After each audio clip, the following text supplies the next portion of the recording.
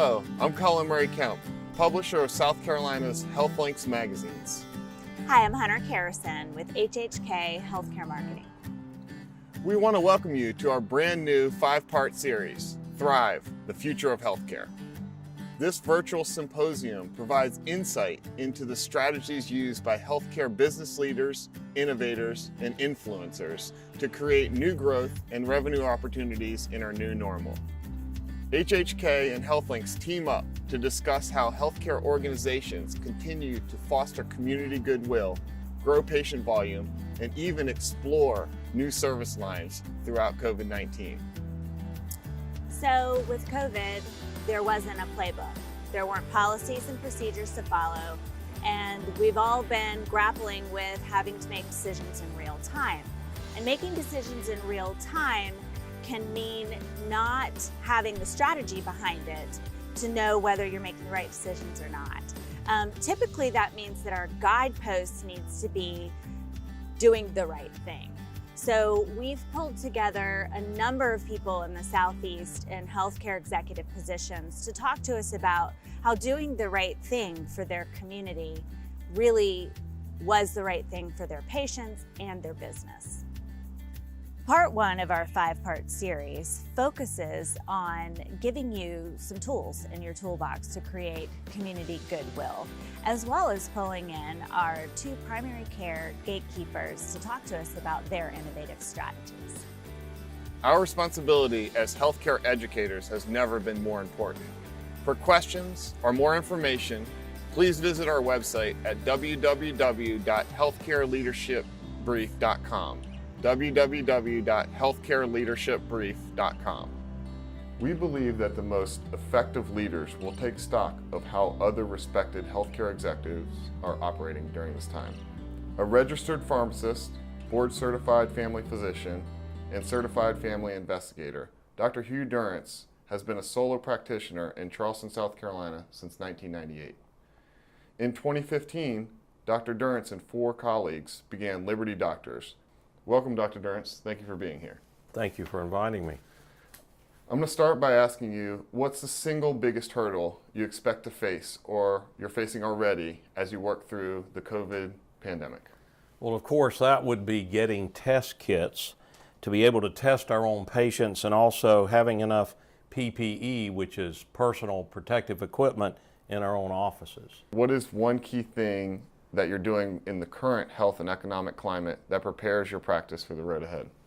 We are following the guidelines from the CDC and the state government to include the Accelerate Committee that the governor has come up with, and we're working with payers as the new recommendations for COVID-19 and for opening our economy comes up. What is one piece of advice as they navigate through the COVID-19 pandemic? Take initiative, adapt, accommodate, and overcome as the new recommendations for COVID-19 come out.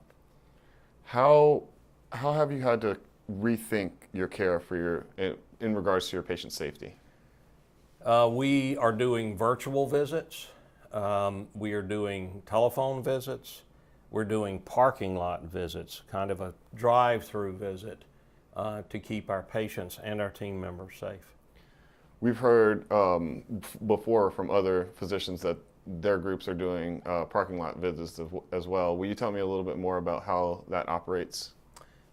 We do a risk stratification of the patient over the phone before they come in, and we determine how sick they are, and if it's someone that we want to that's acute, that we feel may be pretty ill, we'll try to see them in the parking lot, either in their car or in a temporary structure that we got set up, which is a tent, which is getting more substantial as we go along because of various things, and we try to risk stratify them and understand what exactly is going on. If it's COVID, we have to handle it a little more carefully and get the testing done.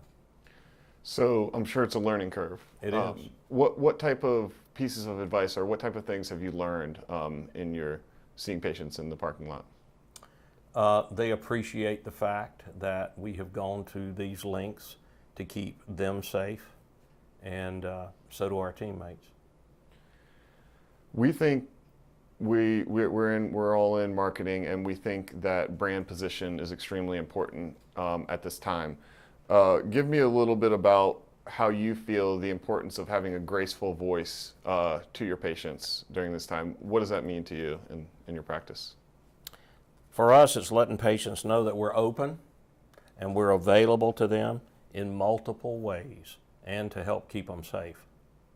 And as far as brand goes, Liberty Doctors providers are independent from the local healthcare systems, but we have relationships with all of them, and therefore keeping our patients' choice of healthcare is our top #1 priority.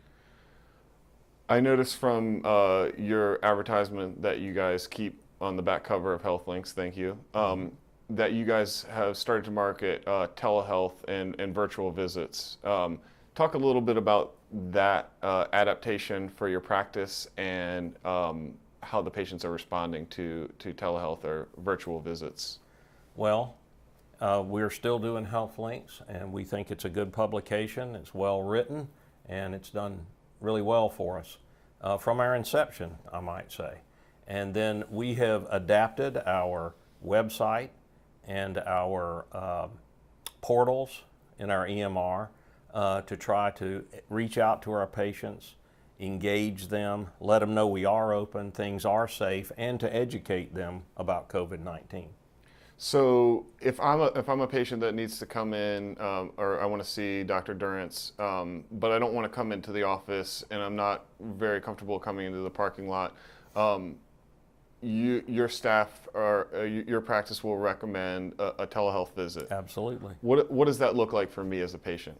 For you as a patient, we have our technical people get on the phone with you. We make sure that you've got the proper iPhone, the proper connection. You are in the comfort of your home. You feel safe. We're in the office, and in some instances, we have to do some monitoring of vital signs, that kind of thing. We have the ability to do that to some degree, and it's just a very good interaction between the provider and the patient. It's one-on-one. You see and hear. It's more of a human touch than just a telephone call. Sure. I can imagine it being more productive even than a telephone call or nurse call. Let's move over to the payer reimbursement for telehealth visits. How is that working? Has it been seamless or has it been cumbersome?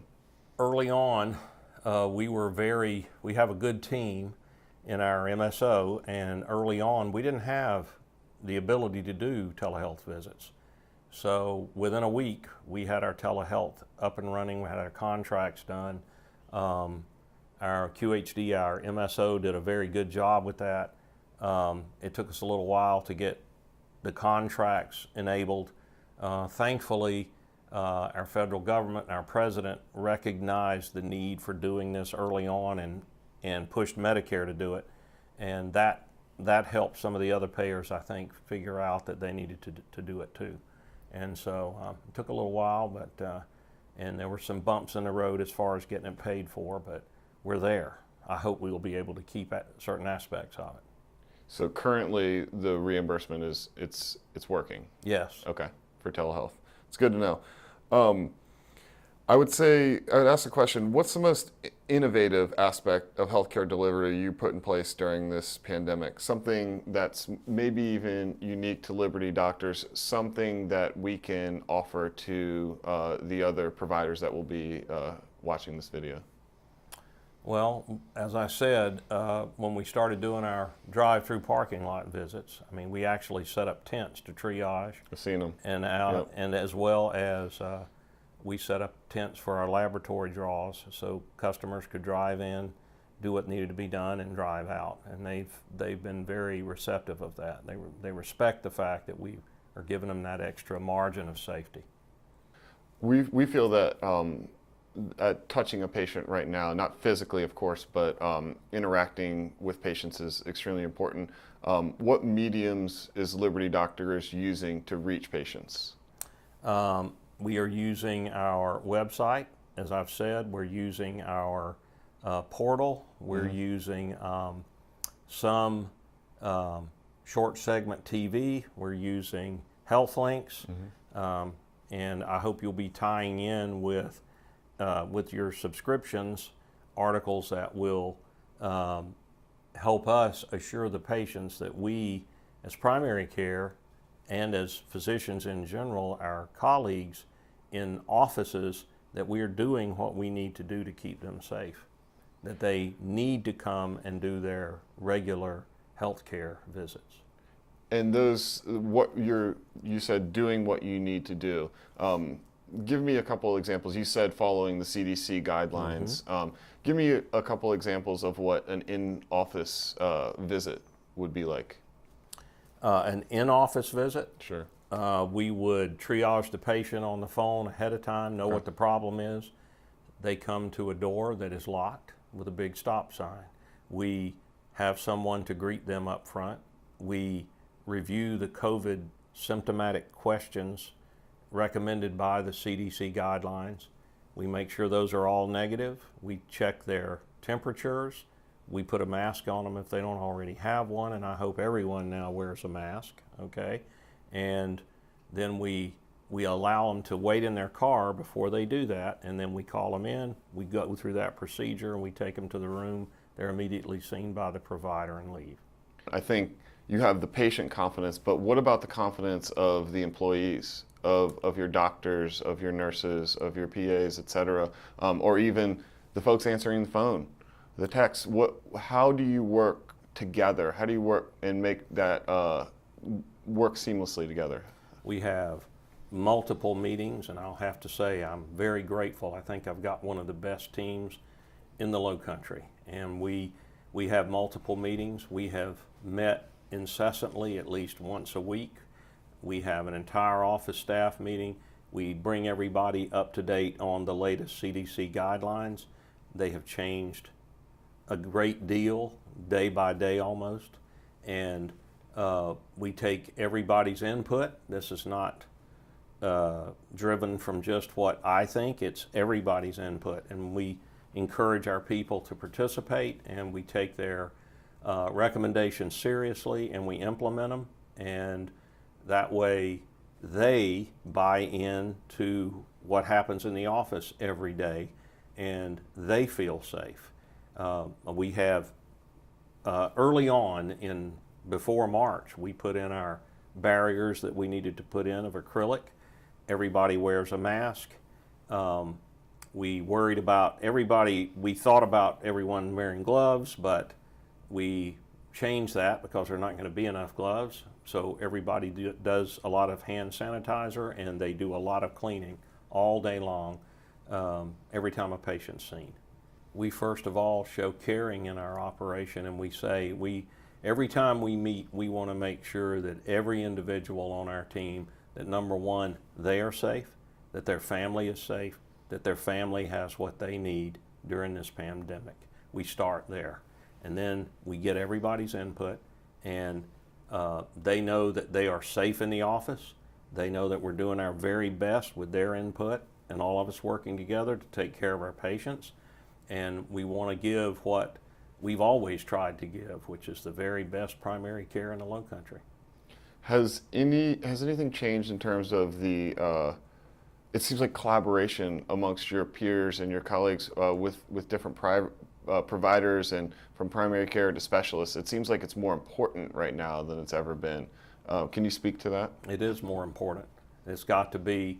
We were already in that tilt with our accountable care organizations to try to have better cooperation and collaboration to make the entire system more efficient. I think that the pandemic has really brought into focus the problems with our system that exist, and I think that we all as healthcare providers and physicians realize those shortcomings, and we realize that we've got to be integrated, and we've got to speak up and be heard so that we have what we need to take care of our patients. You cannot open and have a good economy and not have spikes and not move forward and not have more deaths if we're all not collaborating and working together. not only primary care and specialists, but also people in the community, businesses. Well, Dr. Durrance, I appreciate you coming to visit us and speak to our audience. Dr. Hugh Durrance, thank you. Thank you. Hi, I'm here with Frank Wells of Holy City Med, Urgent and Primary Care. Frank is no stranger to the healthcare market. He's been an executive there for 13, 14 years. Prior to that, in the turnaround business, and also has a lot of acumen in the financial area. So we're here to talk to Frank about a little bit what he's doing in the new normal. Welcome. Thank you. Appreciate it. Thanks for having me, Hunter. I'm so glad that you could be here. Good. Glad to. I didn't know I had acumen, so I'm excited. Yes, you definitely had acumen. That's good. So what you got there? It's our hand sanitizer. If you stop by the clinic, you can pick up one of these for any adult who asks while supplies last. So just a little travel one that keeps you clean when you go. Right. So very COVID friendly. Yes, very much so, yeah. And we're also sitting the COVID friendly 6 feet apart.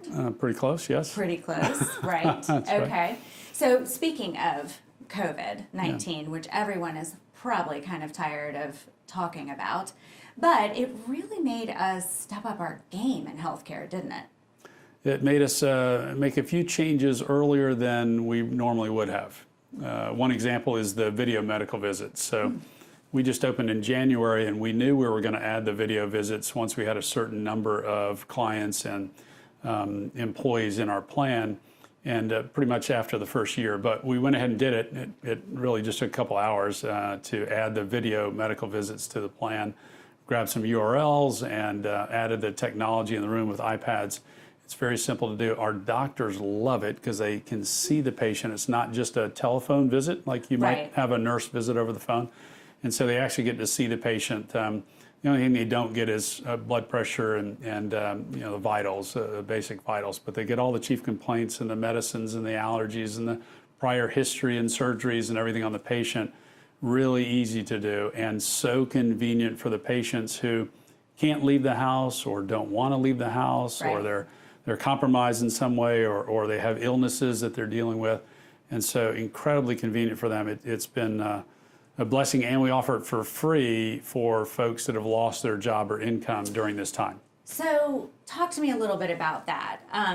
Holy City Med itself is an innovative concept in the market. Right. It isn't a traditional medical setup, which is not fee for service. So it's subscription or membership based, correct? Yeah, that's right. Tell us a little bit about that, and then I want to circle back around to the goodwill that you created with the virtual visits. Yeah, so I was in the business with another urgent primary care here in town for 12 years. We were seeing 150,000 patient visits a year, 0 appointments, average wait time was 7 minutes. So we know how to move quickly, and really the key, the secret is for everyone is hire lots of staff for every doctor or PA you have there. So we have 5 staff. What's your formula? We have 5 staff for every doctor or PA.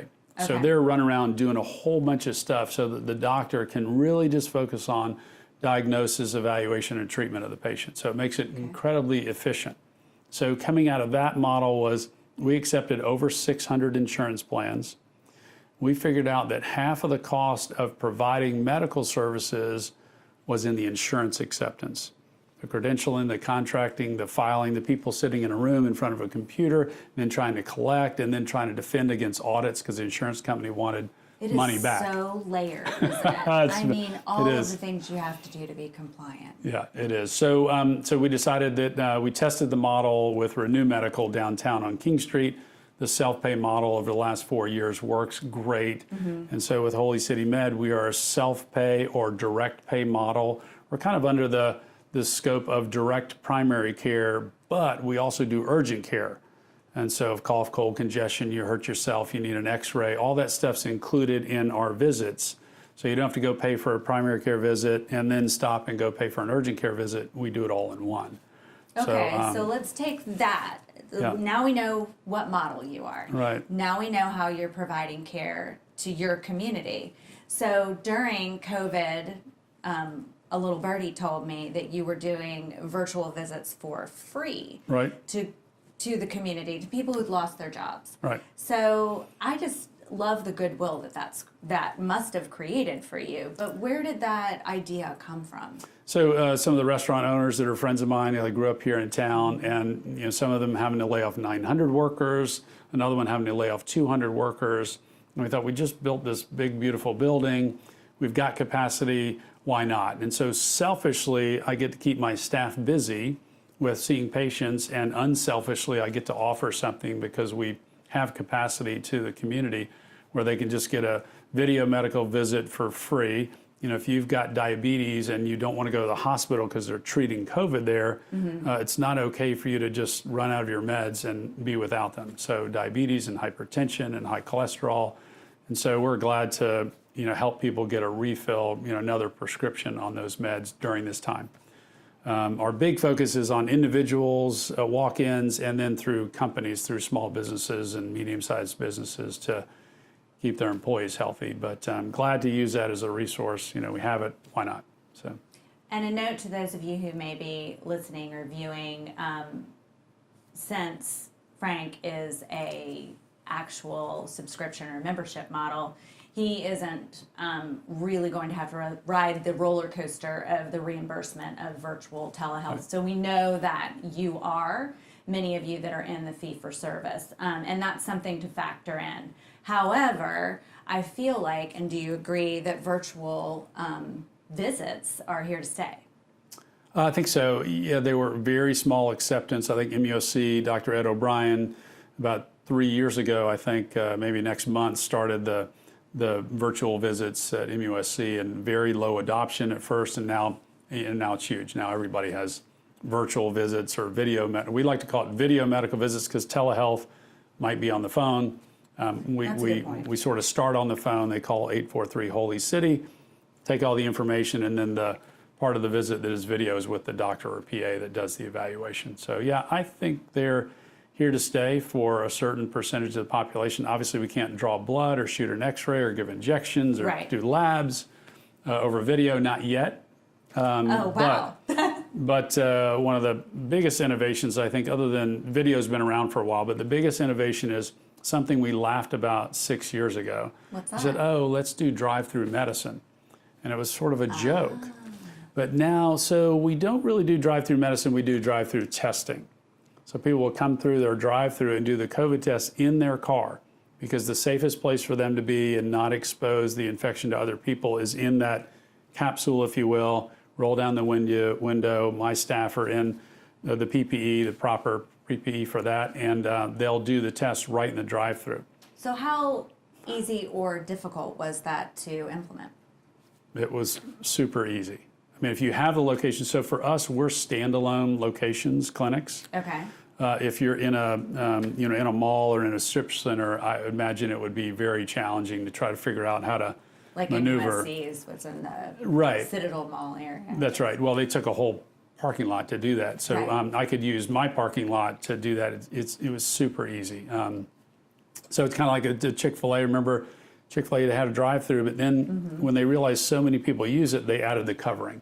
So we're actually adding a covering to our drive-through, less for the patients and more for our staff, because when they're under the hot sun or if it's raining, we want them to have cover while they're doing the drive-through testing. And then we added, so you can come through and do a flu test for $20. Never get out of your car. If you have the flu, not just the COVID test. Not just the COVID test. We added Okay. other testing through the drive-through that people could do very affordably. You don't have to pay for a doctor's visit. Normally, when you get a test, most of the other clinics around us charge you about $125 for the doctor visit, and all the patient really needs is a test.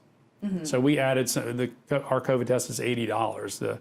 Even the reimbursement through Medicare is higher than that. So we just found a really great deal through a lab. We negotiated the price, and it's the FDA approved lab that we use, tests that we use. So it's very accurate and affordable. And then we added the other testing. You can get a flu test, a strep test, you can get your A1C and your blood sugars checked in the drive-through, which is so cool.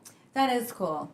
And you strike me as entrepreneurial. So people who are typically innovative and entrepreneurial can actually adopt these types of new ways to deliver care quickly.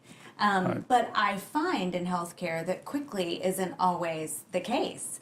But coronavirus really made us have to do things rapidly. Right. And it's curious to me that we were able to do them so rapidly, so efficiently, and that it may have actually changed the face of how we deliver healthcare. Right. For you specifically, what are the things that you adopted during the COVID phase that you really feel like are going to change the way you deliver healthcare in the current and future state? Right. Mostly those two. It's the video medical visit that's more prevalent now, and then the drive-through medicine or drive-through testing. Even in our location we're building right now, 526 and North Rhett, we've gone back to the construction guys and added a physical drive-through to that location too. We'll do that for each subsequent location here in the Low Country, and then throughout the state when we grow there. Move over, Chick-fil-A. That's right. But no fries. But no fries. No fries. No in the fries drive-thru. with that. That's right. I see. Well, and for me, when I was looking at Holy City and watching you move the little cones around and everything else, it looked fairly easy to implement. Right.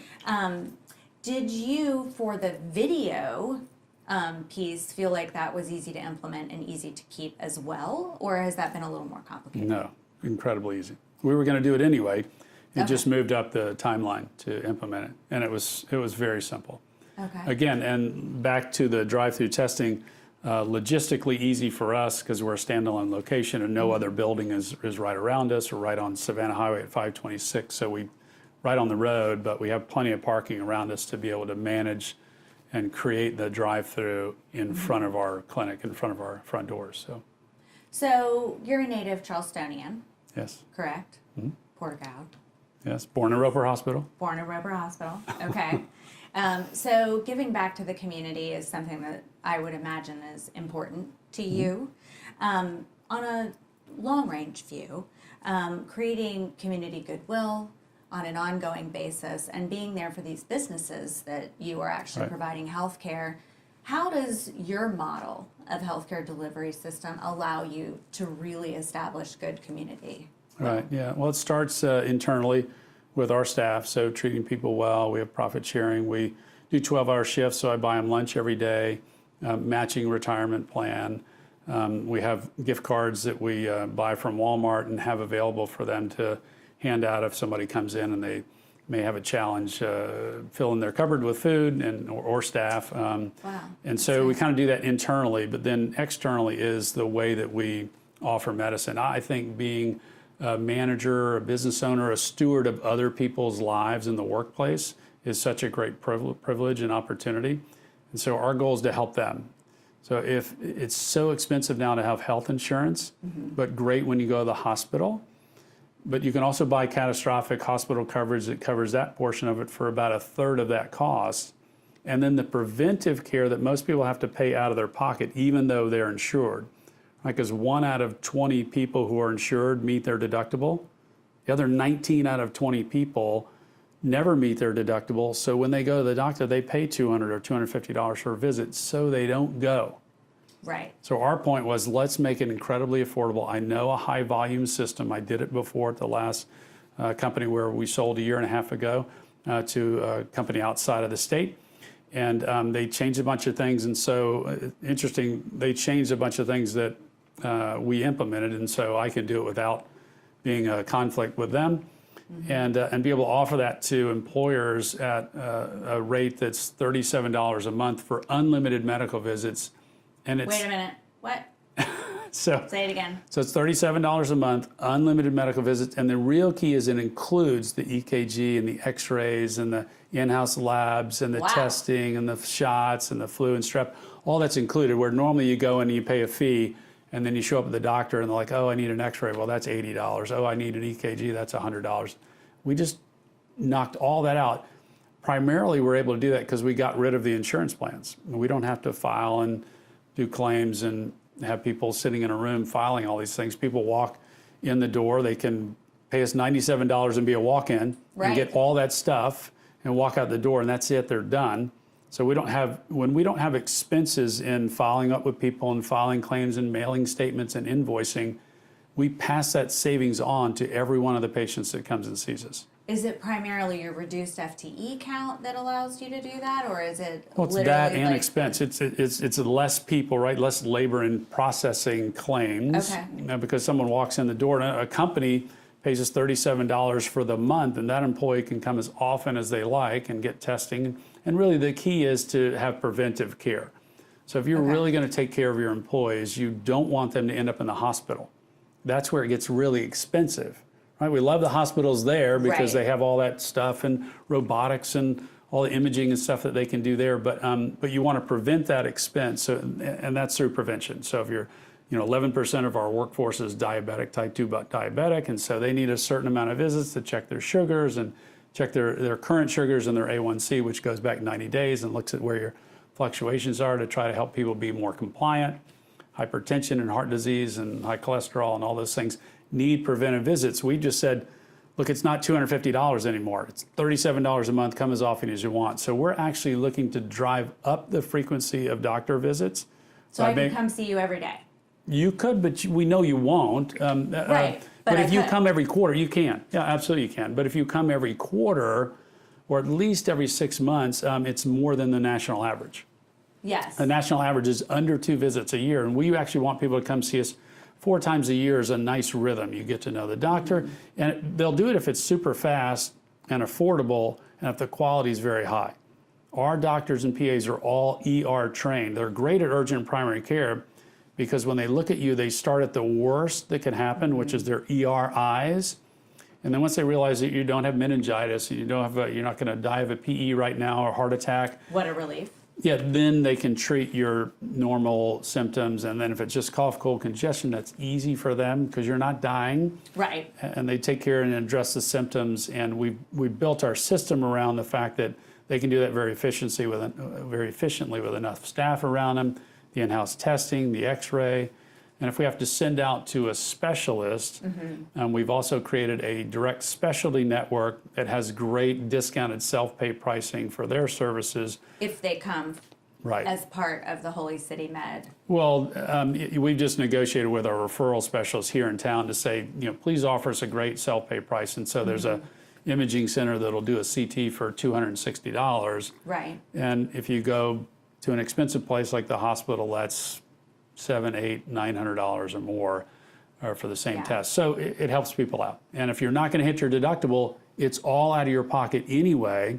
So those 19 out of 20 people that have never meet their deductible every year, they're not going to the doctor because they don't want to spend or maybe don't have that extra $250 to pay for a cough.